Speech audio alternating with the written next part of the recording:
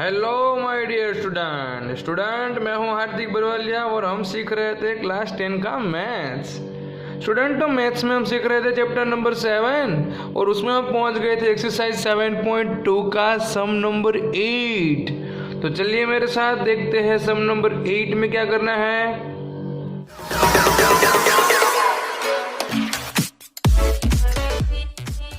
Student तो यहाँ पर क्वेश्चन नंबर 8 आपको दिख रहा है। क्वेश्चन नंबर 8 में आपको 2 पॉइंट दिए हैं। देखिए यहाँ पर if a and b are -2 and 2 - 4 respectively, यानी कि 2 पॉइंट दिए आपको a और b।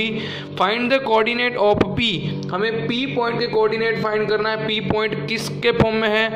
AP is equal to 3/7 AB and P is lies on the line segment AB, यानी कि आपकी जो AB लाइन सेगमेंट है ना उस पर कहीं पे भी P पॉइंट आ गया है। तो बच्चों यहाँ पर आपको जो भी दिया है ना AP is equal to 3/7 AB, उसको हमें रेशियो में कन्वर्ट करना हो तो कुछ नहीं करना है। AB यहाँ से उठाकर डिवाइड में ले जाते हैं, यानी कि हमें क्या मिल जाएगा? AP/AB इज इक्वल टू 3/7 हो जाएगा। कुछ नहीं किया मैंने, यहाँ से उठाकर डिवाइड में ले लिया। अब हमें जो दिया है, हमें एक लाइन सेगमेंट दी है, हम यहाँ पर ड्रॉ कर देते हैं। छोटी सी लाइन सेगमेंट A और B दोनों के कॉर्नर के पॉइंट है। A पॉइंट हमारा है -2 और B पॉइंट हमारा है 2 - 4। यहाँ पर बीच पे कहीं पर भी P पॉइंट है। तो बच्चों हमें दिया क्या है? हमें यहाँ पर रेशियो दिया है।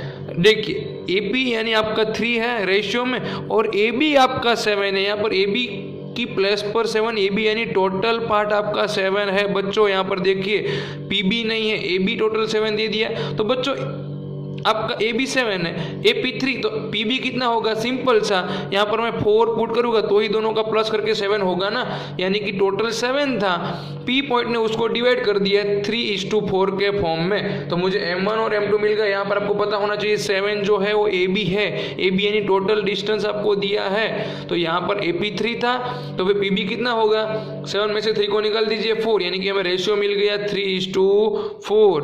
3 हमारा हो गया M1 और 4 हो गया M2। अभी आपको जो भी x1 x2 तो पता ही है, यहाँ पर हो जाएगा x1 y1, दूसरा कोऑर्डिनेट होगा x2 y2। हमें फाइंड क्या करना है? p के कोऑर्डिनेट ही फाइंड करना है। तो p के कोऑर्डिनेट क्या हो गए बच्चों? x और y। तो यहाँ पर हम यूज करेंगे सेक्शन फॉर्मूला। आपको पता ही है सेक्शन फॉर्मूला क्या है, तो चलिए उसका x कोऑर्डिनेट फाइंड कर लेते हैं। पहला x is equal to M1 x2 plus M2 x1 और डिवाइड में हो जाएगा M1 प्लस M2।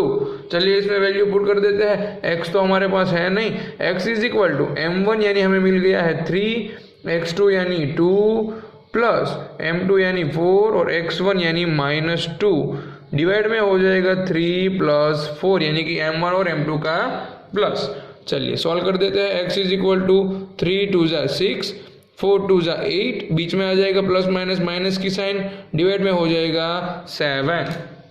अंडरस्टैंड? चलो बच्चों, तो यहाँ पर हमारा x कोऑर्डिनेट मिल गया। 8 में से 6 जाएगा तो 2, बिग नंबर की साइन -2, डिवाइड में हो गया 7, यानी कि -2/7। चलिए इसी तरह से y कोऑर्डिनेट भी फाइंड कर देते हैं। तो y कोऑर्डिनेट का फॉर्मूला M1 उसके साथ y2 प्लस M2 उसके साथ y1 और डिवाइड में हो जाएगा M1 प्लस M2। अभी इसमें वैल्यू पुट कर दीजिए तो आपका आंसर गेट हो जाएगा। M1 यानी 3, y2 यानी -4 प्लस M2 यानी 4, y1 यानी -2 और डिवाइड में क्या है? 3 + 4। चलिए वैल्यू पुट कर देते हैं यहाँ पर। 4 3 -12, यहाँ पर भी प्लस माइनस हो जाएगा। करना है तो दोनों का मल्टीप्लाई ही। हाँ, 4 2 -8 और डिवाइड में हो जाएगा 7। माइनस प्लस कर देंगे ना बच्चों, तो यहाँ पर माइनस प्लस 12 और 8 का प्लस करेंगे तो 20, बिग नंबर की साइन माइनस और डिवाइड में 7, यानी कि मुझे मिल गया कोऑर्डिनेट ऑफ P। यहाँ पर मैं आंसर लिख देता हूँ। वर्ड में क्या लिख देंगे हम? Coordinate of P is, x coordinate क्या मिला बच्चों हमें? -2 7, y कोऑर्डिनेट -20/7। अंडरस्टैंड? तो इसी तरह से हमारा यहाँ पर सम जो था छोटा सा था। यहाँ पर एक ही फंडा आपको याद रखना है, यहाँ पर डिवाइड में ले लेंगे आप AB को तो आपको रेशियो मिल जाएगा, उसके पर आपको M1 और M2 मिल जाएंगे और आपका सम इजीली फिनिश हो जाएगा। सिंपल था। इसी तरह से देखते हैं क्वेश्चन नंबर 9। तो बच्चों यहाँ पर क्वेश्चन 9 में हमें क्या करना है, find the coordinate of point which divided the line segment joining A and B. दोनों पॉइंट को ज्वाइन करके हम लाइन बनाएंगे तो उसको डिवाइड करती है इनटू 4 इक्वल पार्ट। भाई 4 इक्वल पार्ट बनाने, आपको 4 इक्वल पार्ट करने हैं तो हमें कितने पॉइंट लगाने होंगे, हमने ऐसे एक ट्राई सेक्शन वाला सम दिखा था। ओके, तो यहाँ पर देखिए पहले मैं आपको फिगर समझा देता हूँ कि भाई आपके पास एक क्या है, लाइन सेगमेंट है बड़ी सी, सपोज मैंने ए यहाँ पर रख दिया, बी यहाँ पर रख दिया, उसके कोऑर्डिनेट है -2 2, यहाँ पर 2 और 8। अब इसके मुझे 4 इक्वल पार्ट करने हैं, तो मैंने अगले भी एक वीडियो में बताया था कि भाई आपको जितने भी पार्ट करने हैं उससे आपको एक पॉइंट कम रख देना है। तो यहाँ पर मुझे 4 पार्ट करने हैं ना, तो मैं बीच में कितने पॉइंट लगाऊंगा 3 पॉइंट। देखिए 1 2 और 3, तो देखिए मेरे 4 इक्वल पार्ट हो गए, सभी इक्वल पार्ट है ऐसा हमें यहाँ पर बता दिया है। तो यहाँ पर हमारे 3 पॉइंट मिल जाएंगे। सपोज यहाँ पर मैं लिख देता हूँ P Q और R। तो जो तीनों के तीनों जो पॉइंट है ना, उसके हमें क्या फाइंड करना है, कोऑर्डिनेट फाइंड करने हैं। सिंपल सा फंडा है यहाँ पर। तो यहाँ पर हम सम कैसे करेंगे, तो कोई भी एक पॉइंट को आपको पहले फाइंड कर लेना है, कोई भी एक पॉइंट को। ओके, तो चलिए पहले यहाँ पर अगर मुझे P के कोऑर्डिनेट फाइंड करने हैं तो P के लिए क्या करेंगे हम, पहले तो कोऑर्डिनेट ऑफ P, तो उसके लिए मुझे रेशियो चाहिए M1 और M2। तो चलिए रेशियो मुझे कैसे मिलेगा बच्चों यहाँ पर, तो यहाँ पर पहले हम लिख देते हैं फॉर पॉइंट P। पहले P का यहाँ पर फिनिश कर देते हैं सिंप्लीफिकेशन। तो उसके लिए रेशियो मुझे चाहिए M1:M2। तो मुझे किस तरह से मिलेगा बच्चों, तो P का A से डिस्टेंस कितना यूनिट है 1, और इस टू करके P का B, तो B दोनों कॉर्नर के पॉइंट से आपको देखना है तो कितने पार्ट है 1 2 3, यानी कि क्या लिख देंगे हम 3, 1:3। तो आपको M1 और M2 मिल गया। सिंपल सा मैंने क्या किया, P का A से डिस्टेंस तो 1 पार्ट है, P का B से डिस्टेंस तो 3 पार्ट है, तो 1:3। अब मेरा सम इजी हो गया। यहाँ पर मैं क्या कर दूंगा, directly distance formula. Okay, directly क्या लिख दूंगा, कोऑर्डिनेट ऑफ P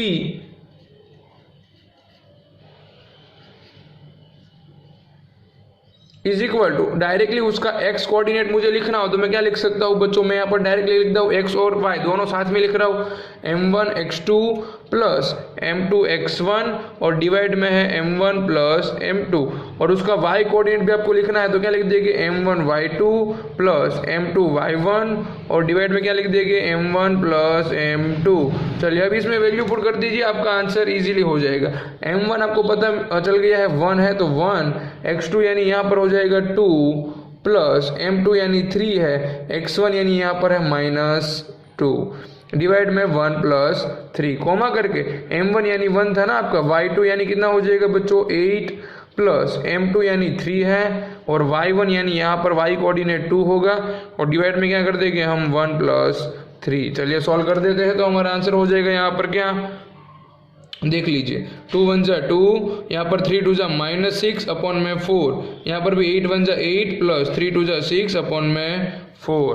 अब बस अब क्या करना है बच्चों, अब एक ही स्टेप बाकी सिंप्लीफिकेशन करने का, 6 में से 4 जाएगा, सॉरी 2 जाएगा तो -4/4, यहाँ पर हो जाएगा 14/4। सिंपल सा लॉजिक है। चलिए अब कटिंग कर देते हैं तो हमारा यहाँ पर हो जाएगा पॉइंट P, यहाँ पर हो जाएगा 4 4 कट, यहाँ पर हो जाएगा 2 2 जा 2 7 जा, यानी कि मुझे कोऑर्डिनेट मिल गया कितना भाई, यहाँ पर कुछ नहीं बचा तो -1 और दूसरा है 7/2। तो मुझे P के कोऑर्डिनेट मिल गए बच्चों। मैं यहाँ पर लिख देता हूँ P के कोऑर्डिनेट क्या हो गए हैं, तो मुझे मिल गई है P के कोऑर्डिनेट कितने, यहाँ पर P की जगह पे मैं लिख देता हूँ -1 और 7/2।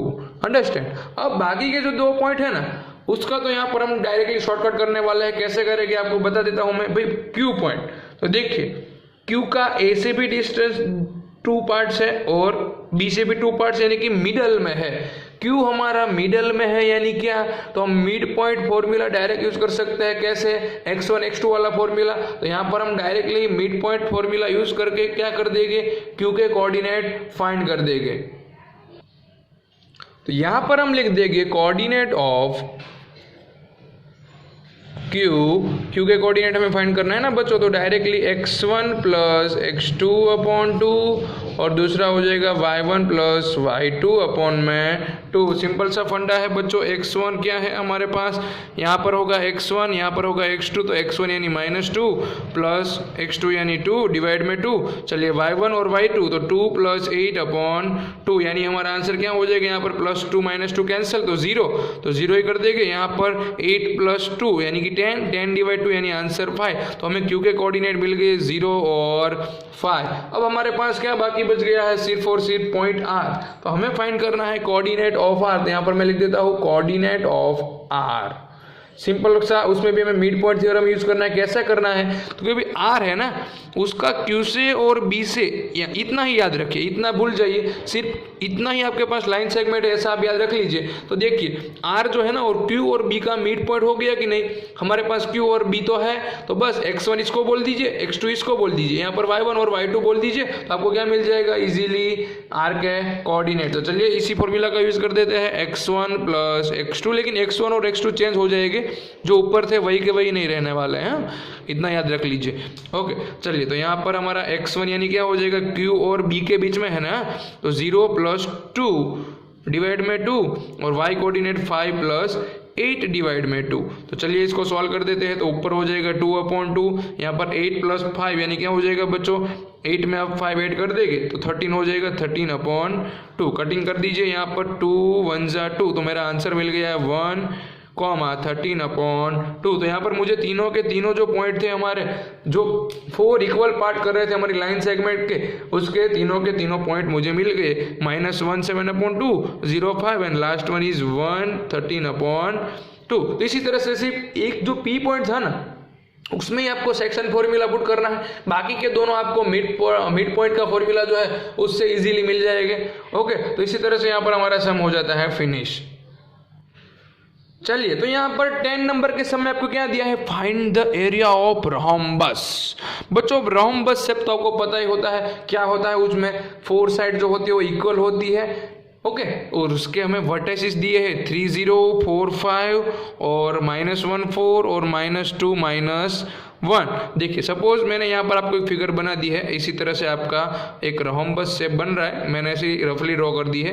इसके 4 पॉइंट है, सपोज A B C और D।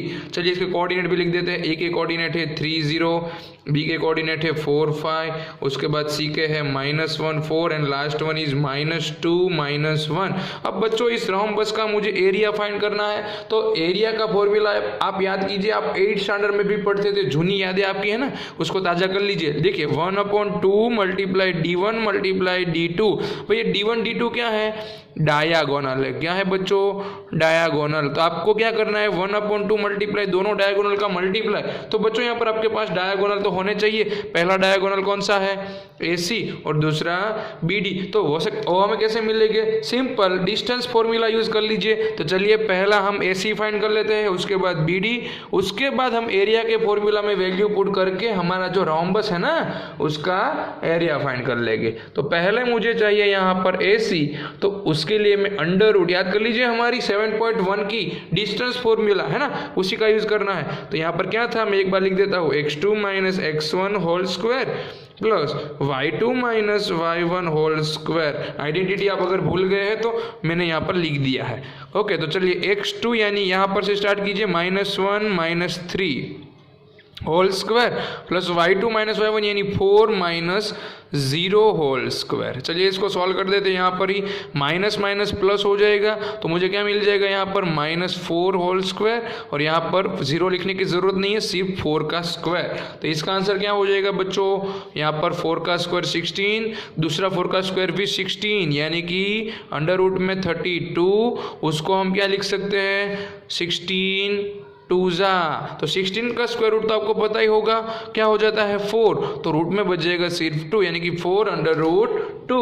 तो हमने पहला डायगोनल तो फाइंड कर लिया। इसी तरह से दूसरा जो है BD डायगोनल, चलिए BD को फाइंड कर लेते हैं। तो उसके लिए भी अंडर रूट में मैं डायरेक्टली यहाँ पर क्या लिख दूंगा बच्चों, BD। तो D से स्टार्ट कीजिए, -2 - 4 होल स्क्वायर, अंडरस्टैंड, और उसके y कोऑर्डिनेट का माइनस, तो -1 -5 होल स्क्वायर। चलिए इसको सॉल्व कर देते हैं।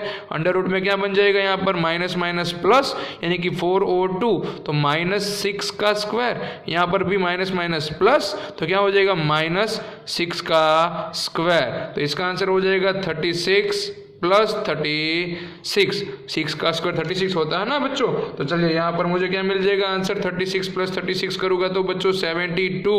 तो 72 को हम क्या लिख सकते हैं यहाँ पर, 36 2 जा, तो 36 का स्क्वायर रूट हो जाएगा सिंपल सा आपका 6 और रूट में बच जाएगा 2। तो मुझे दोनों डायगोनल यहाँ पर फाइंड कर दिए हैं मैंने, मुझे मिल गए हैं। अब मुझे क्या करना है, सिर्फ और सिर्फ एरिया ऑफ रोम्बस फाइंड करना है। तो चलिए मैं लिख देता हूँ एरिया ऑफ रोम्बस।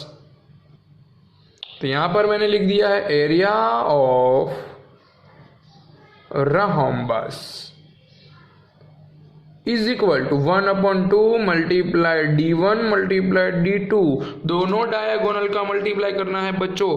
तो मुझे यहाँ पर 1/2, पहला डायगोनल मुझे मिल गया 4/2, दूसरा मुझे मिल गया 6/2। इसको सॉल्व कर दीजिए तो हमारा आंसर हो जाएगा। तो देखिए 1 यहाँ पर 2 जा हम कट कर सकते हैं बच्चों। तो मुझे क्या मिल गया यहाँ पर, देखिए 6 2 जा 12 और √2 दो बार है, यानी कि एक बार में 2 लिख दूंगा तो 12 2 जा 24 और एरिया है यानी कि यूनिट क्या आएगा, स्क्वायर यूनिट। मीटर ऐसा कुछ दिया नहीं है ना, तो सिर्फ यूनिट्स लिख देंगे, स्क्वायर यूनिट्स। ओके, तो इस तरह से यहाँ पर हमने डिस्टेंस फॉर्मूला का यूज करके पहले तो डायगोनल फाइंड कर लिया, उसके बाद एरिया का फॉर्मूला पुट कर दिया और रोम्बस का एरिया भी फाइंड कर दिया। तो इसी तरह से हमारा यहाँ पर 10 नंबर वाला सम हो गया है फिनिश।